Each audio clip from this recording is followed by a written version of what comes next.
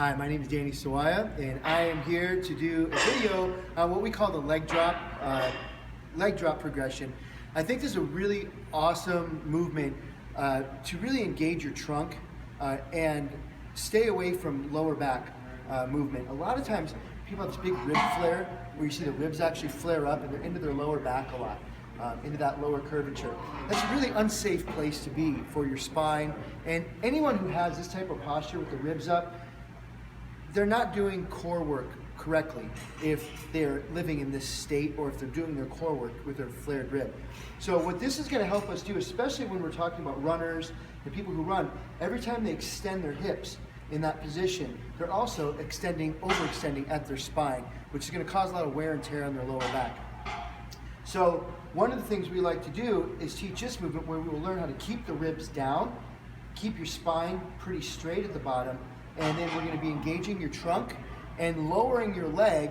And while the leg is lowering, you're not allowed to extend at the spine. So it's really going to cause you to stabilize and extend your hip at the same time rather than just extending and moving through your lower back. So I'm going to have Stacy here lie on her back. We're going to place this band underneath the lordotic curvature of her spine of the lower back. She's going to come up a little bit. We're going to place it right there. On that. Good.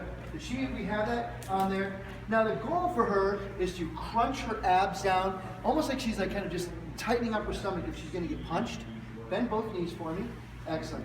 And we're not drawing our belly button in. We don't believe in strength training. It's sucking and drawing the belly button in. It's a really great way to hurt your lower back under load. So we're learning how to brace and actually pull the rib cage down towards the hips. So I'm going to have Stacy raise her hands up. The first part of this movement, which is like the beginning phases, I'm going to have her keep this like bent with this foot flat. Then we're going to straighten out her opposing leg. She can point her toe if she'd like.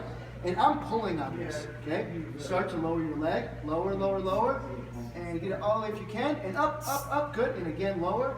And again, she really has to keep those abs tight while I'm pulling on this. Excellent. The next phase of this, if that becomes easy for Stacy, is I'll have her bring her leg up and still keeping the pressure, and I'm pulling.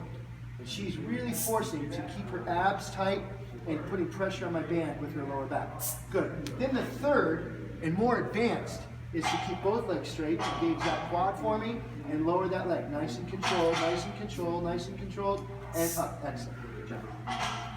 So the most important part of this movement as well is you don't have to progress to the third phase. That is something that might take people months to do. That would be something that we want to just to keep with the first phase at reps of 3 to 5.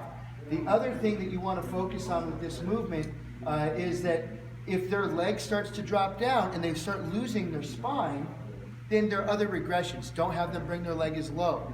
And just keeping the abs tight and have them move the leg, have yourself move your leg where you feel that you can still keep the bracing, and over time work on lowering the leg all the way before you start losing your spine.